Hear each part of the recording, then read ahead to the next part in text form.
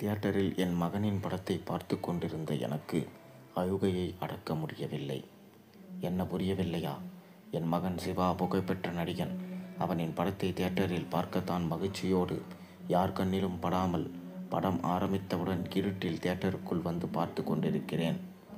அவனின் அப்பாவுடன் படத்தில் என்னமாய் பாசத்தை காட்டுகிறான் அம்மாவிடம். பார்க்க பார்க்க என் மனசு வலித்தது. என் கண்களில் இருந்து தாரை தாரையாக கண்ணீர். பக்கத்தில் இருந்த என் கணவர் என்னை அதட்டினார்.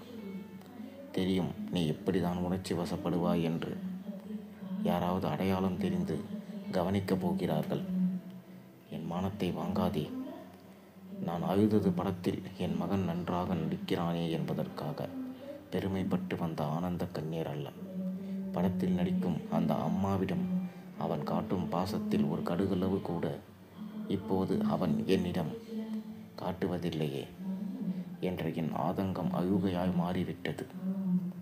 என்னுடன் அன்பாய் பேசி சிரித்து வருடங்களாகிவிட்டன. ஒரு ஃபோன் கூட இல்லை. நல்லா இருக்கியா, உடம்பு எப்படி இருக்கு, சாப்பிட்டியா, ஒரு வார்த்தை இல்லவே இல்லை.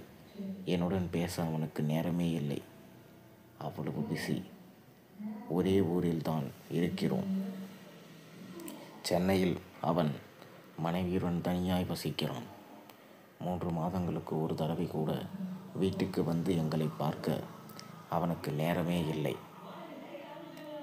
அவனுடன் அன்பாய் பேச, அவனை மடியில் சாய்த்து அவன் தலையை கோதிவிட, அவன் விரும்பி சாப்பிட்ற உணவை சமைத்து கொடுக்க, ஏன் அவன் மீது சாய்ந்து கொள்ள கூடத்தான் இந்த தாய் மனம் இயங்குகிறது. என்ன இருந்து என்ன பயன்? பெரிய பங்களா, ஆடி கார், ஆனால் மனசுக்கு ஆறுதல் இல்லையே.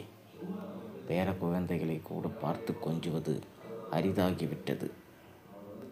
இதெல்லாம் கூட எனக்கு இப்போது எட்டாக்கனியாகிவிட்டது. வயதான காலத்தில் நாங்கள் இருவரும் ஒருவர் முகத்தை ஒருவர் பார்த்து கொண்டு பொழுதை கழித்து கொண்டிருக்கிறோம். தியேட்டரிலாவது அவனை பார்க்கலாம் என்றால் அப்படத்தின் கதை என்னை மேலும் சோகமாக்கிவிட்டது. அவனோட நடிப்பை, அவன் முகத்தை பார்க்க ஆவலாக வந்தேன். இங்கு வந்து அழுது கொண்டிருக்கிறேன். அவன் உலகம் ஒரு தனி உலகமாகிவிட்டது. படத்தில் அம்மாவாய் நடித்து கொண்டிருப்பவரிடம் அவ்வளவு பாசத்தை காட்டி பேசுகிறேன். என் பையனா இது? இந்த அம்மாவின் மடியில் முகம் புதைக்கிறான். அன்போடு முத்தம் கொடுக்கிறான். சிறு வயதில் அம்மா அம்மா என என் சேலையை பிடித்து கொண்டு திரிந்த என் மகன் இன்று என்னை விட்டு வெகு தூரம் சென்றுவிட்ட ஓர் உணர்வு என்னுள்.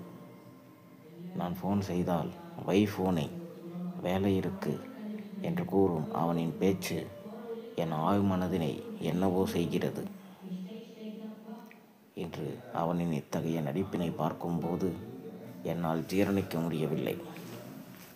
ஒரே மகன், என்னுடன் பேசுவதற்கு அவனுக்கு விஷயங்களே இப்போது இல்லையாம். என்ன பேசுவது என்கிறான்.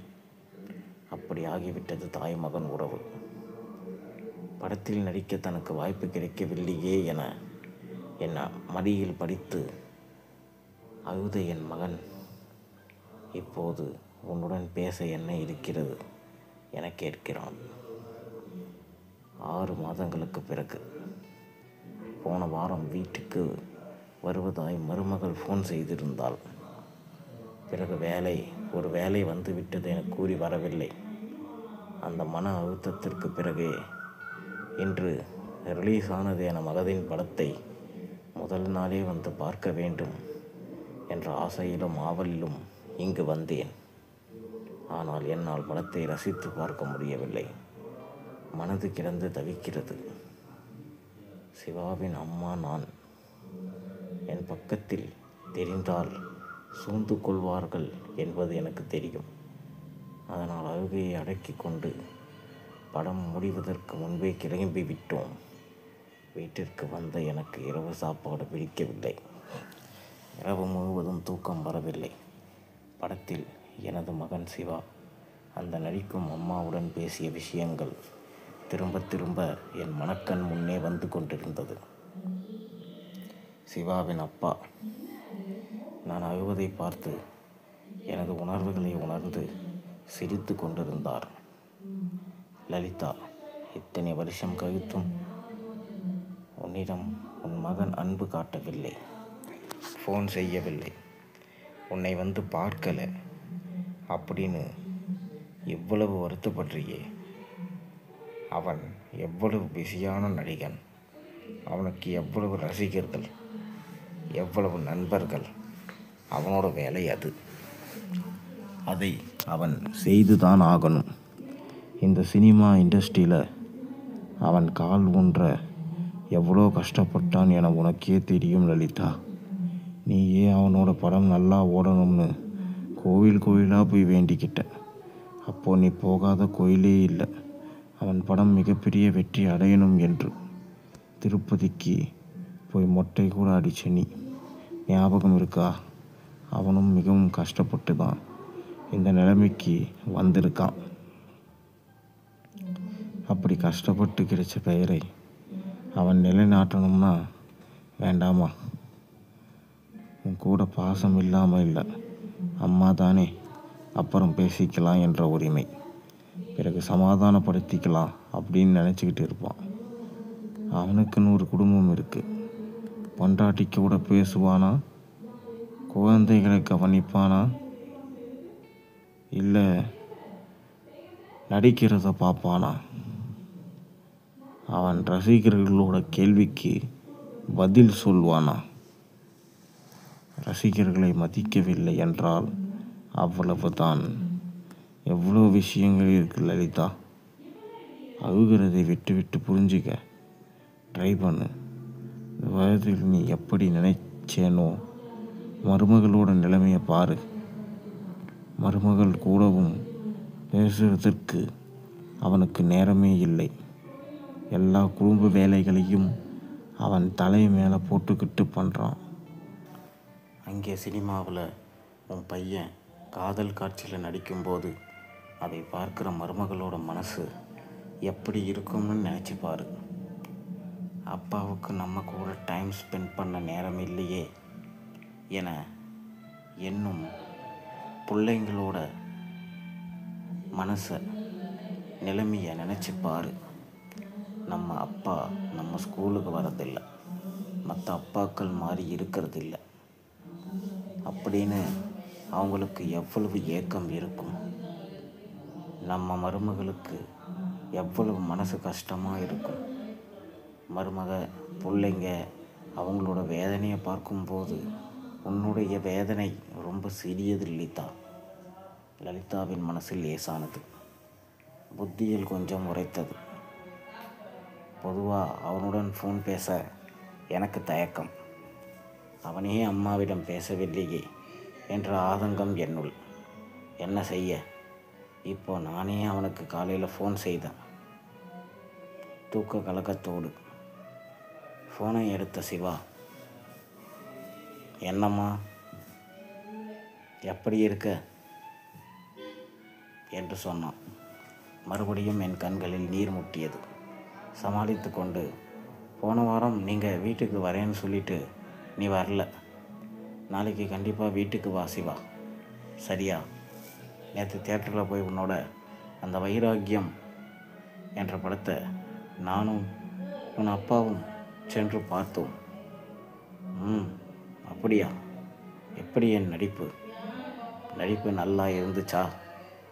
ரொம்ப நல்லா இருந்துச்சுக்குப்பா. நான் அழுதுட்டேன். அதில் அந்த உயிரோட உன்னோட அம்மாவை நடிக்கிற அந்த அம்மா ரொம்ப பாக்கியசாலி. ஏம்மா அப்படி சொல்கிற? ஆமாம், அந்த அம்மா மேலே தான் அவ்வளவு அன்பு காட்டுற. இந்த அம்மாவை பார்க்க கூட உனக்கு நேரம் இல்லை. அதனால தான் சொன்னேன். ஏம்மா இப்படி இருக்க நீ? உனக்கு அறிவே இல்லை. அது நடிப்புமா, இல்லாட்டி எவனுமே படத்தை பார்க்க மாட்டான். என் பெயரை தக்க வச்சுக்கணும் இல்லை, என் வேலை அது.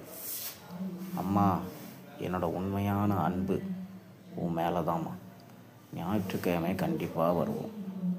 கோழி வறுவலும் மட்டன் குழம்பும் செய்து வை.